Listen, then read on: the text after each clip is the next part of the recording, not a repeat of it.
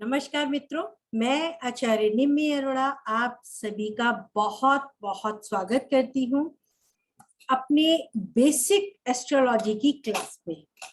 हम पंचांग या कुंडली देखने के लिए जो उससे पूर्व की जानकारी है, जो आपको पता होनी चाहिए, उसके बारे में मैं आपको जानकारी दे रही हूँ। जो हमारे बेसिक एस्ट्रोलॉजी है, यानी केवल ग्रह, राशियां या नक्षत्रों के नाम पता होना ही एस्ट्रोलॉजी नहीं है, या भावों के बारे में जानना ही एस्ट्रोलॉजी नहीं है। उसके अतिरिक्त जो चीजें आपको जाननी चाहिए वह जानकारी मैं आपको उपलब्ध करा रही हूँ।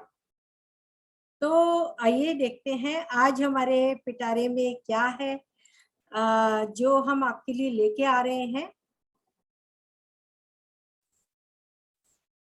मैं अपनी पावर पॉइंट शेयर करती हूँ आपके साथ। आज हम हिंदू माह तिथि इत्यादि के बारे में जानेंगे। जो हम पहले भी तिथियों के विषय में पढ़ ही रहे हैं, थोड़ा सा और इसकी जानकारी अभी आपको देनी बाकी है, वो भी आज हम इसको क्लियर करते हैं। साथ ही हम सूर्य के पथ को भी देखेंगे।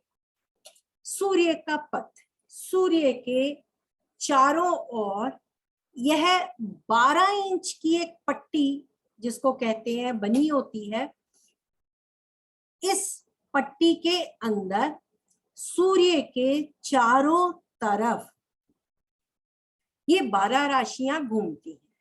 हम देख रहे हैं ये 12 राशियां सूर्य के चारों तरफ चक्कर काटती हैं अपने अपने पथ पर। अपने अपने पथ इन द सेंस कि इन सब का अपना अपना रास्ता है। कोई भी किसी का रास्ता नहीं काटता, ना ही टकराता है।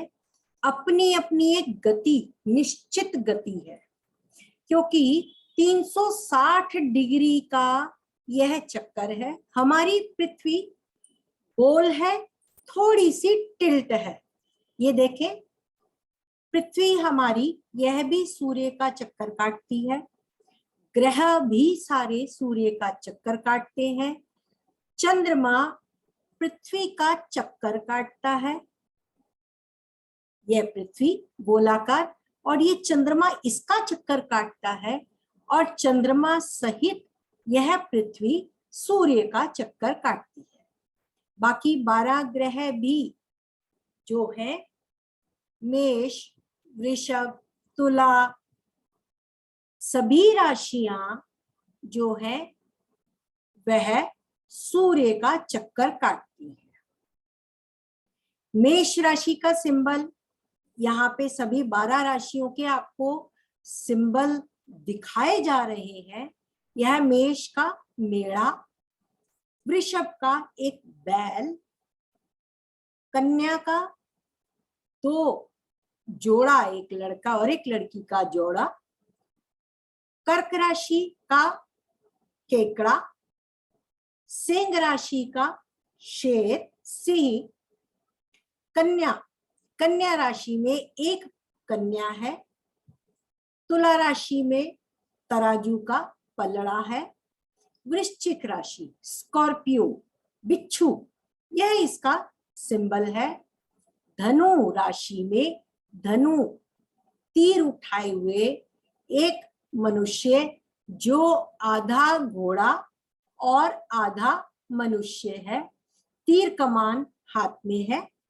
मकर राशि, जिसमें मकर को दिखाया गया है, जो आधा मकर है जो पानी में रहता है, और आधा जो 4 पैरों वाला जानवर, वह बकरी या घोड़ा कह सकते हैं, उसी के अनुरूप है।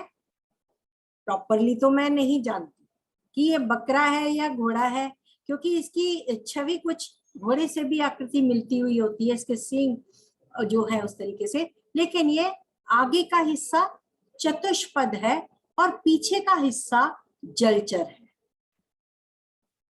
कुंभ राशि जो एक मनुष्य जिसके हाथ में कुंभ का घड़ा, जिसमें से पानी गिर रहा है और वह पानी उसके अपने ही पैरों पर गिरता है। मीन राशि जो एक जोड़ा है, जलचर राशि है। इसी से हमें राशियों की पहचान भी होती है कि कौन सी राशि क्या कहलाएगी। जैसे मेष राशि है, इसका सिंबल मेढ़ा है, तो यह चतुष्पद, 4 पैरों वाली चतुष्पद राशि कहलाएगी। बैल है, 4 पैरों वाला है, जानवर है, यह भी चतुष्पद। और कन्या मनुष्य, क्योंकि यह मनुष्य है। कर्क क्योंकि यह केकड़ा है, कीट है, तो यह कीट राशि कहलाती है। सिंह 4 पैरों वाला यह भी है, तो यह चतुष्पद ही कहलाएगा। कन्या मनुष्य में आएगी। तुला क्योंकि तराजू को मनुष्य ही अपने हाथ में तोलता है या पकड़ता है, तो यह भी मनुष्य में आती है। वृश्चिक स्कॉर्पियो बिच्छू, तो यह भी कीट राशि है। अब धनु राशि पे जब हम आते हैं तो आधा तो ये चतुष्पद है और आधा मनुष्य, तो इसका आगे का भाग, अगर तीर ये आप देखें धनुष उठाए हुए धनु राशि को, तो ये पहला भाग मनुष्य है और दूसरा भाग चतुष्पद है। अब ये भाग कैसे जाने कि हमारी राशि धनु राशि अगर लगन में उदय हुई है तो क्या वह मनुष्य में आती है या चतुष्पद में? तो सीधा सा तरीका, 30 डिग्री की राशि एक होती है, हमें मालूम है सभी राशियां 30-30 डिग्री के स्पैन में होती हैं और 12 राशियां 30-30 डिग्री की मिलके 360 डिग्री का स्पैन रखती है, एक राउंड रखती है। तो 0 से 15 डिग्री के बीच में यदि आपकी लगन है, आपकी लगन उदय जो हुई है 0 से 15 डिग्री के बीच की कोई डिग्री है या 15 डिग्री भी है, तो वह मनुष्य है। 15 डिग्री से ऊपर, 15 से 30 डिग्री, चाहे वो 15 डिग्री 1 मिनट 2 मिनट की क्यों ना हो, वह चतुष्पद में आ जाएगी। इसी प्रकार मकर राशि भी है, पहला जो इसका पार्ट है वह चतुष्पद है और इसके पीछे का जलचर, तो इसको भी देखने का 30 राशि के 2 भाग करें। 0 से 15 डिग्री में अगर ग्रह या राशि कोई है तो वह चतुष्पद में है और 15 से 30 डिग्री में है तो जलचर है। कुंभ राशि मनुष्य है और साथ में जलचर भी कह सकते हैं क्योंकि कुंभ का घड़ा है, तो मनुष्य ये अधिक है, जलचर का पार्ट थोड़ा कम है। मीन राशि पूर्णतः जलचर राशि है क्योंकि मछली केवल जल में ही पाई जाती है। तो यह हमारे जो पृथ्वी के इर्द गिर्द राशियां चक्कर काटती हैं, इन्हीं में जब चंद्रमा सूर्य के आगे आ जाता है और पृथ्वी पीछे रह जाती है, तो ये सूर्य और चंद्रमा एक साथ होने पर अमावस की स्थिति बनती है। अमावस के पश्चात जब हमारा अगला दिन होता है तो उसे हम प्रतिपदा या एकम या प्रथमा तिथि कहते हैं। अब ये जो तिथि होती है यह आपकी शुक्ल पक्ष की प्रथमा तिथि कहलाती है, जो अमावस के बाद की होती है। क्यों? क्योंकि अमावस के बाद चंद्रमा बढ़ना शुरू करता है, दिखाई देना शुरू करता है, इसलिए उसे हम शुक्ल पक्ष की तिथियां कहते हैं, जो अमावस के पश्चात अगले 15 दिन तक चलती है। अब 15 दिन अमावस के बाद से शुरू हो गए तो अगले 15 दिन बाद पूर्णमासी आएगी, यानी अगली 15वीं तिथि पूर्णमासी होगी, जब सूर्य और चंद्रमा आमने सामने होंगे। जब सूर्य और चंद्रमा आमने सामने होंगे तब पूर्णमासी होगी, और पूर्णमासी के बाद जो प्रथमा तिथि होगी वह कृष्ण पक्ष की होगी। यहाँ शुक्ल पक्ष और कृष्ण पक्ष का महीना जो बनता है चंद्रमा की तिथियों के अनुसार। अब जब पूर्णिमा के बाद की प्रथमा आती है तो एक और कार्य होता है, हमारे हिंदू नव महीने का, नए माह का जन्म होता है। हिंदू माह की एकम आती है, यानी प्रथमा हिंदू महीने की प्रथमा होती है, जो हिंदी तिथि की पहले दिन के महीने को जन्म देती है। जो महीना होता है वह कृष्ण पक्ष की प्रथमा या एकम या प्रतिपदा जिसे कहते हैं, उसकी तिथि के प्रारंभ होने पर होता है।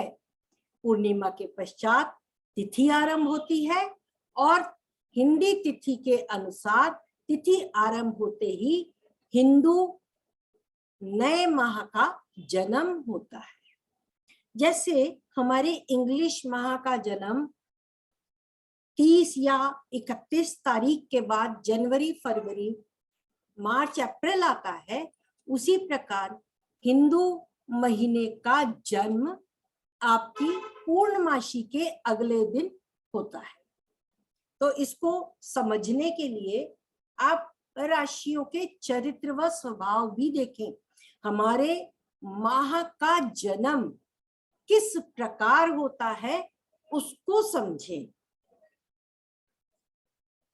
अगर मैं शुरू करूं जनवरी की पूर्णिमा से, तो आप देखेंगे जनवरी में मकर राशि में सूर्य का उदय होता है। माघ माह जो होता है वह उसी दिन, उसी पूर्णिमा की तिथि के पश्चात आरंभ होता है, माघ माह का। तो यहाँ पे मैंने जो आपको साथ साथ में राशियों की प्रकृति भी आपको बताई है। हर राशि इसी प्रकार चलती है, पहली राशि धातु, दूसरी मूल, तीसरी जीव, फिर धातु मूल जीव, उसके बाद फिर से धातु मूल जीव और धातु मूल जीव। यानी हमारी पहली राशि मेष धातु, ये मूल, ये जीव, ये इन्हीं भावों, इन्हीं राशियों के अनुसार आपकी बदलती जाती है राशि। धातु मूल जीव, धातु मूल जीव, धातु मूल जीव, धातु मूल जीव, यानी चर राशियां आपकी धातु वाली आती हैं। स्थिर राशियां जो कि वृषभ, यहाँ पे सिंह और वृश्चिक और कुंभ, 2, 6, 2, 5, 8, 11 स्थिर राशियां मूल राशियां हैं। 1, 4, 7, 10 चर राशियां धातु के चरित्र की प्रकृति वाली राशियां हैं। और 3, 6, 9, 12 यह जीव राशियां हैं। धातु राशि यानी यह धातु से संबंध रखती है, इनके जीव की चिंता कम रहती है, इनमें जीव की चिंता कम रहती है। अगर आप देखें चर राशियां, एक चतुष्पद, एक कीट, एक तुला धातु है जो तुला, और एक मकर राशि जो जलचर है और आधा चतुष्पद है। तो ये इन राशियों को जीव की चिंता नहीं है। मूल 2, 5, 8, 11। यह वृषभ राशि है, मेहनत कश राशि। सिंह राशि चतुष्पद राशि, स्थिर राशि, स्थिरता देती है। मूल यानी ये मूल अपने के साथ साथ दूसरों की चिंता, अपनी चिंता के साथ साथ दूसरों की चिंता ना करके केवल अपने लिए सोचना। कीट यह केवल अपने लिए सोचता है।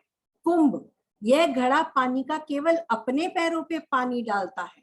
सिंह यह शेर है, जंगल का राजा है, केवल अपने बारे में पहले सोचता है, अपने भोजन की तलाश में पहले रहता है।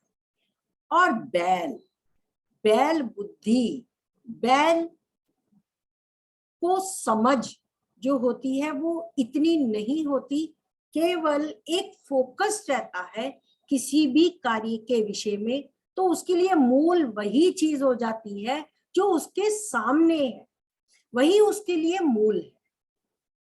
अब आते हैं जीव पर। तो जीव राशियां 3, 6, 9, 12। 3 कन्या, 6 कन्या, 3 में तो कन्या का जोड़ा है, मनुष्य है। धनु राशि यहाँ भी जोड़ा है, जहां आधा मनुष्य जो तीर लिए, तीर कमान लिए, और इसके स्वामी बृहस्पति है। और मीन राशि, मीन राशि जलचर राशि है, जोड़ा है, द्विस्वभाव राशि है, और इसके स्वामी भी बृहस्पति है। जीवकारी यानी जिनमें जीवन की कुछ दिखता है, या जीव से संबंधित सांस लेने वाले वह प्राणी जो दूसरों के लिए भी कार्यरत रहते हैं। इसके विषय में और अधिक जानकारी हम अपने अगले विषय में देंगे। अभी हम जानते हैं मेष राशि में वैशाख पूर्णमासी के बाद बैसाख का महीना आता है, वृषभ में ज्येष्ठा, मिथुन में आषाढ़, कर्क में श्रवण, सिंह में भाद्रपद का महीना, कन्या राशि में अश्विन का महीना, तुला राशि में कार्तिक का महीना, वृश्चिक में माघ शीश का महीना, धनु में पौष, मकर में माघ, कुंभ में फाल्गुन, और मीन में चैत्र का महीना आता है। एक और चीज मैं आपको बता दूं, ये जो माह के नाम है, जब भी पूर्णमासी होती है, पूर्णिमा की तिथि में चंद्रमा इन्हीं नक्षत्रों पर, इन्हीं माह में आता है।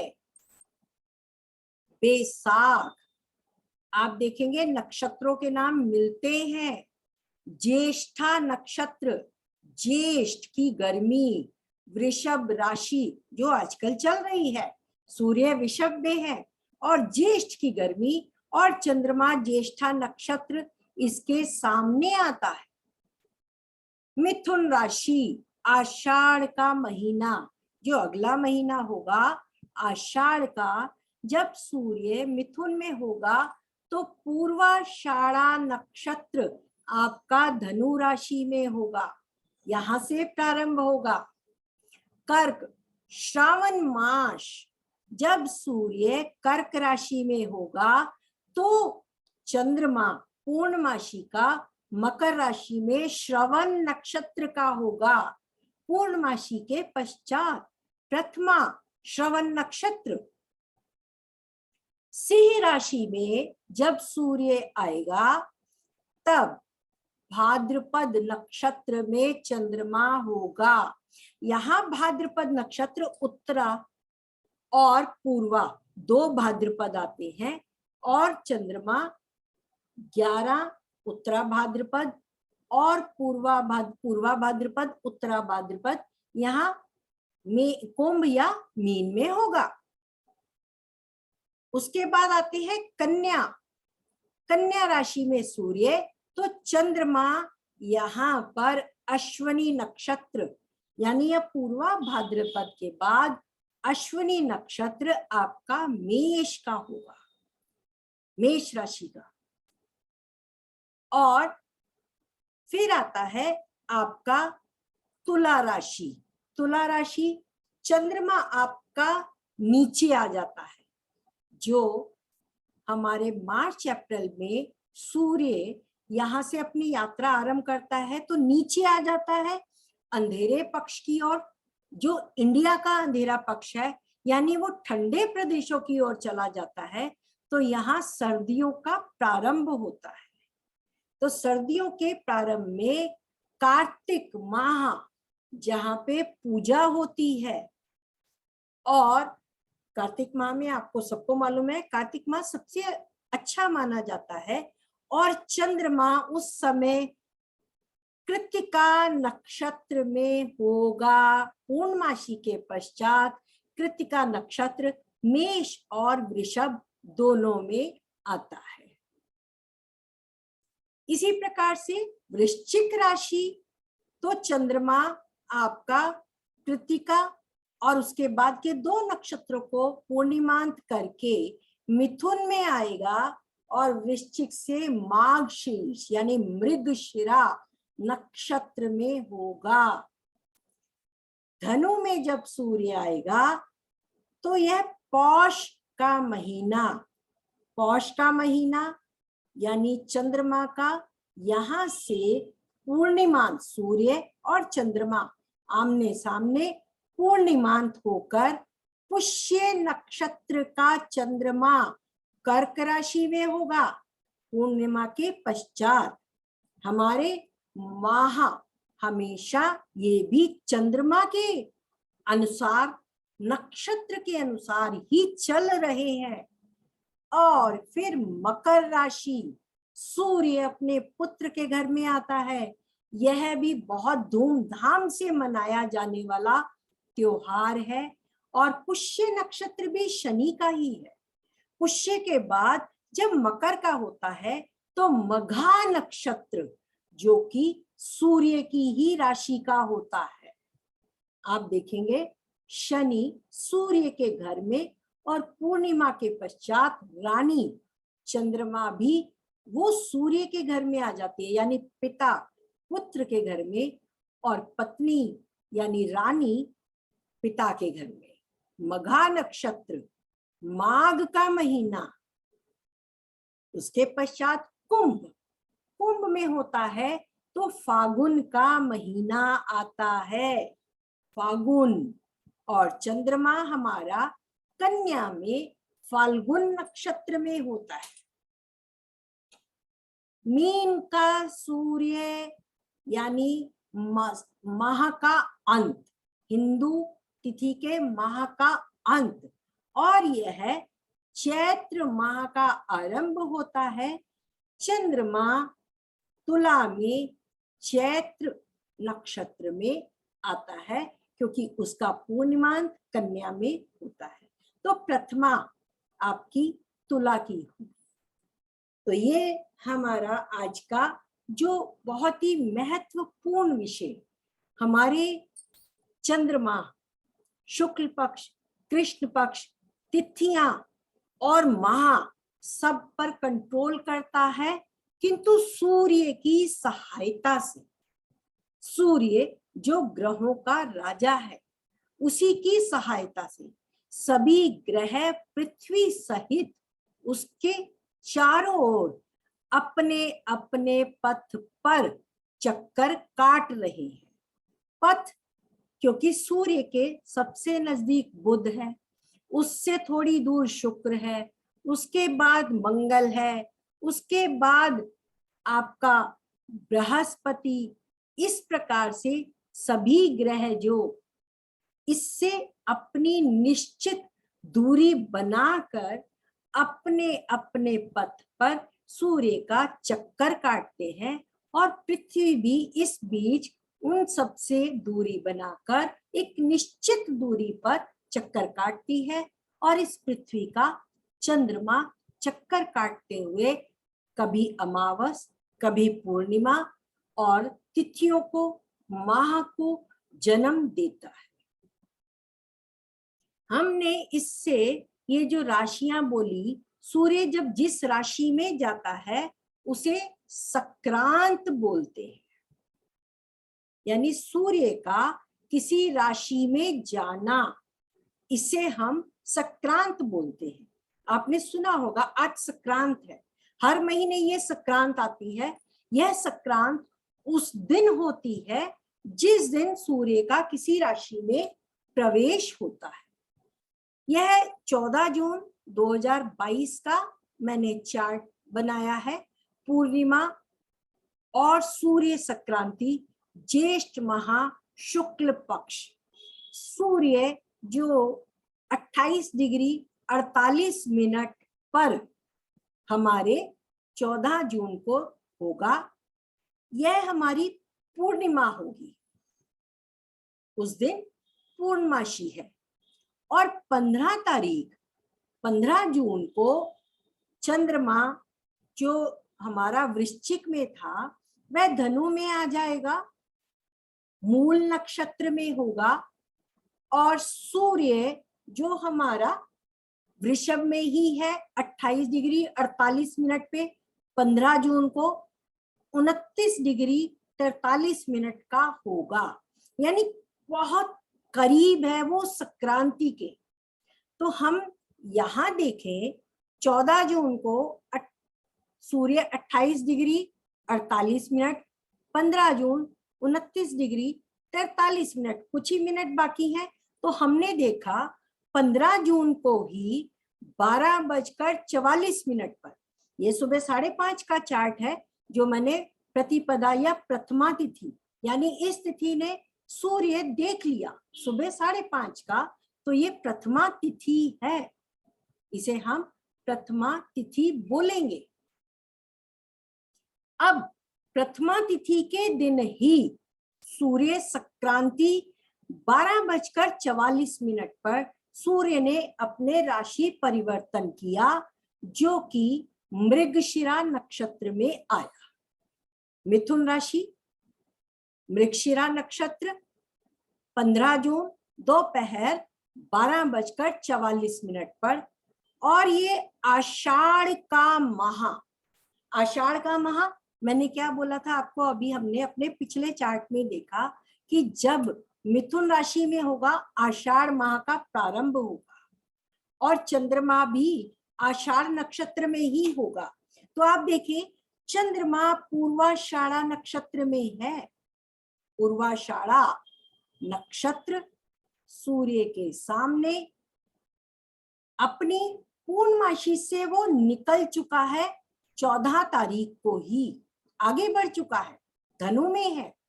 तो इसका अर्थ यह नहीं है कि सूर्य जब वहां पे आएगा, क्योंकि एक निश्चित डिग्री का अंतर है, ये 22 डिग्री है, अगले ही दिन सूर्य चंद्रमा मकर राशि में होगा और सूर्य 0 डिग्री 38 मिनट 12:44 पे ये 00 मिनट पे होगा मिथुन राशि में। साथ ही अब ये पूर्णिमांत है, तो कृष्ण पक्ष की प्रथमा तिथि भी हो गई, यानी 15 जून जो है वह दिन सूर्य संक्रांति का भी है, प्रथमा तिथि भी है और आषाढ़ माह का प्रारंभ भी है। ये बहुत ही शुभ दिन हो गया।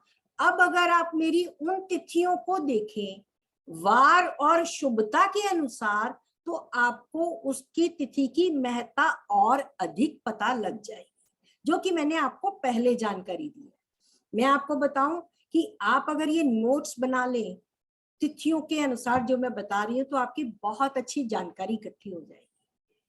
तो आते हैं व्यूअर्स चार्ट पर। यह मिस्टर भूपेंद्र जी हैं जिन्होंने अपना चार्ट भेजा है। काल पुरुष की कुंडली है और आप देखें काल पुरुष की कुंडली में 4 ग्रह अष्टम भाव में है, यानी अष्टम भाव आयु का भाव क्या बली हो गया, और ये सब धन भाव को भी देख रहे हैं, यानी परिवार समृद्ध हो गया, परिवार बहुत बड़ा हो गया। और अगर आप देखें तो अष्टम भाव में स्वयं लग्नेश, तीसरे भाव का स्वामी बुध चौथे भाव का स्वामी चंद्रमा, पांचवें भाव का स्वामी सूर्य और छठे भाव का स्वामी बुध फिर से है। बुध रेट्रोग्रेड है। आई मस्ट से इनकी जो नेचर होगी, खोजी व्यक्ति जिसको कहते हैं, हर काम में रिसर्च करना, बाल की खाल निकालना, बहुत अधिक सोचना, गहन ज्ञान में डूबना, ये बहुत अच्छे रिसर्चर हो सकते हैं, गुण विद्या के ज्ञानी हो सकते हैं। हाँ, वाणी इनकी थोड़ी कड़वी हो सकती है, वाणी का प्रभाव कड़वा हो सकता है।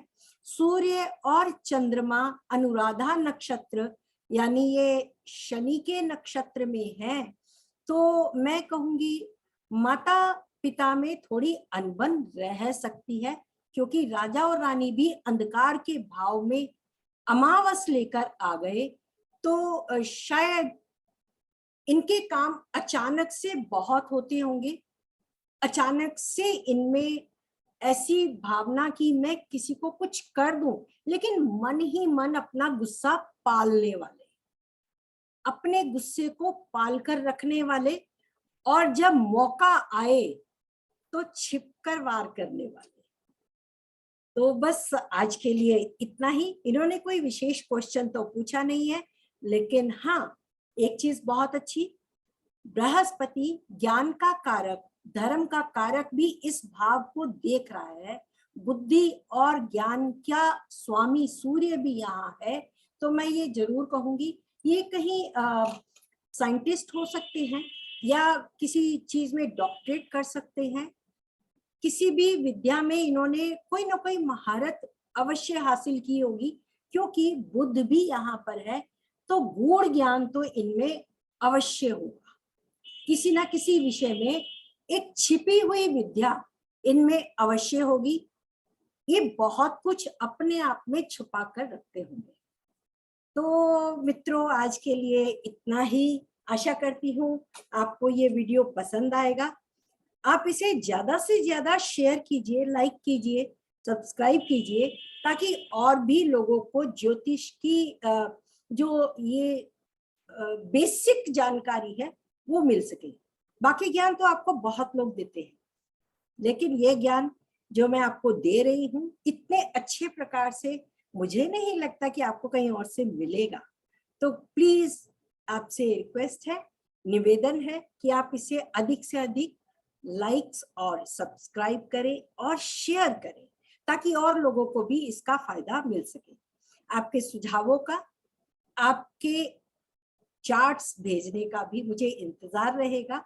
आप अपने चार्ट्स मुझे भेजें, लेकिन अगर पूरी कंसल्टेंसी चाहिए तो वह पेड सर्विस है। मैं आपसे रिक्वेस्ट करूंगी, केवल पूरे कार्ड का जो चार्ट का एनालिसिस है उसमें करीब 1 घंटे से अधिक लगता है, क्योंकि मैं बहुत ही पूर्ण तरीके से देखकर सभी एस्पेक्ट्स के द्वारा ही आपको मैं आंसर देती हूँ, ताकि आपका बेटर से बेटर हो सके। तो कृपया फ्री की रिक्वेस्ट ना करें। फ्री में आपको ज्ञान दे रही हूँ, आप उससे सीखकर स्वयं देखें, कभी ना कभी तो आएगा, जरूर आएगा। ये मेरी विश भी है, और मैं चाहती हूँ कि आप लोग सीखें।